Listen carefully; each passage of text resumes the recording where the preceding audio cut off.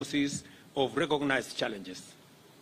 I can testify to this task force dedication because they updated me frequently and on time on their progress as well as evolving issues during the course of their work.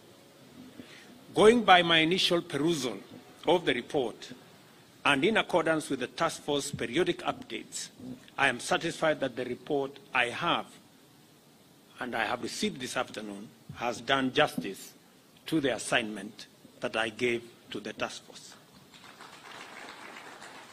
The task force has diagnosed 4 primary problems in our services that have hampered effective and efficient service delivery, rendered them resistant to growth and transformation, and collapsed their stature in the eyes of many Kenyans. The problems are broadly underfunding, deficient leadership, structural and organizational weaknesses, and most critically of all, corruption. These perennial problems have impaired the terms and conditions of service, welfare, as well as motivation of officers who serve, and severely undermined service delivery to the detriment of the safety and security of the people of Kenya, their belongings, their investments, and their interests. None of the services covered in the report receive adequate funding or even anywhere near it. The inappropriate processes and structures involved in recruiting, supporting, deploying, and promoting officers render the entire sector vulnerable to inefficiency, low professional standards, operational ineptitude, ethical lapses and malpractices, and general institutional decay. Coupled with this, outdated and inappropriate legal frameworks and organizational structures have created loopholes for malpractice, confusion, overlaps, outright conflict, and sometimes general inefficiency.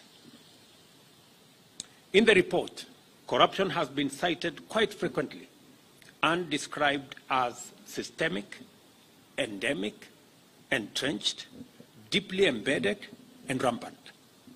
Clearly, we have a serious problem in there, in that we have never developed in these services the capacity to serve the nation to any satisfactory standard, and as a result, the services have become increasingly suboptimal and problematic at worst.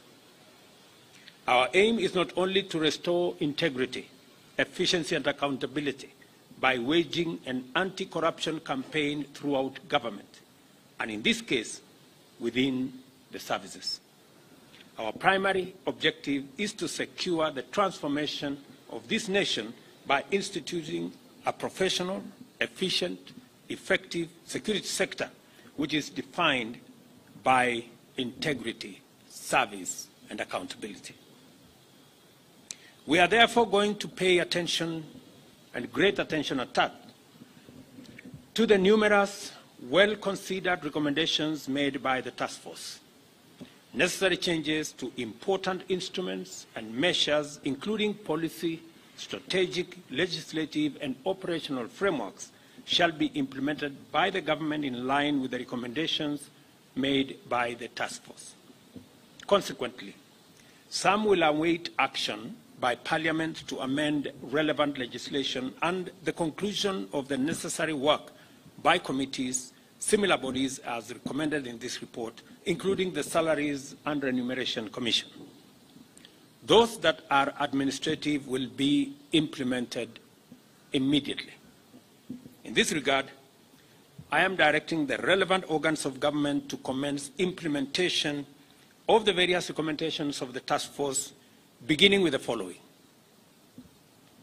Number 1, alignment of the terms and conditions of service of the National Police Service, Kenya Prison Service, and the National Youth Service with other security agencies. We now confirm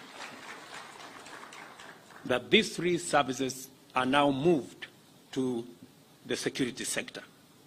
Review the pay, living conditions, medical cover, housing, and other aspects of welfare for police, of the service and simply, let me repeat that, review the pay